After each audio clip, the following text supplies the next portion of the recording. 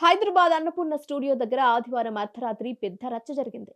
Annapurna studio దగ్గర పల్లవి ప్రశాంత్, అమర్దీప్ అభిమానులు రెండు వర్గాలుగా విడిపోయి వీళ్ళంతా వాగ్వాదానికి దిగారు. మాట పెరిగి అది కొట్లాట వరకు వెళ్ళింది. ఈ క్రమంలోనే కొందరు ఆర్టీసీ బస్సుతో పాటు మరికొన్ని వాహనాలపైన దాడికి దిగారు. సమాచారం అందుకున్న పోలీసులు వెంటనే స్పాట్కి చేరుకొని లాఠీచార్జ్ చేసి అభిమానులను చెదరగొట్టారు. బిగ్ బాస్ సీజన్ 7 టైటిల్ ను యూట్యూబర్ రైతు బిడ్డ పల్లవి ప్రశాంత్ గెలుచుకున్నాడు. ఇక రన్నర్ అప్ గా సీరియల్ నటుడు అమర్దీప్ నిలిచాడు.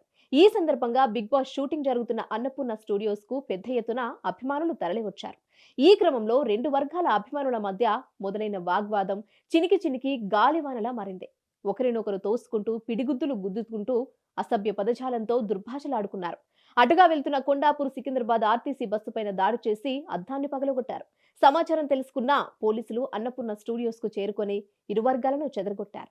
మరోవైపు స్టూడియోస్ నుంచి అమర్దీప్ బయటకు వస్తున్న సమయంలో ప్రశాంత్ ఫ్యాన్స్ అమర్దీప్ కారుపై దాడి చేశారు. కారులో ఉన్న అమర్దీప్ ని బూతులు తిడుతూ కారులో నుంచి బయటకు రావాలంటూ గొడవ చేశారు.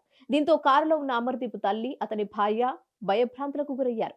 గొడవకు సంబంధించిన విజువల్స్ సామాజిక మాధ్యమాల్లో వైరల్ అవుతున్నాయి.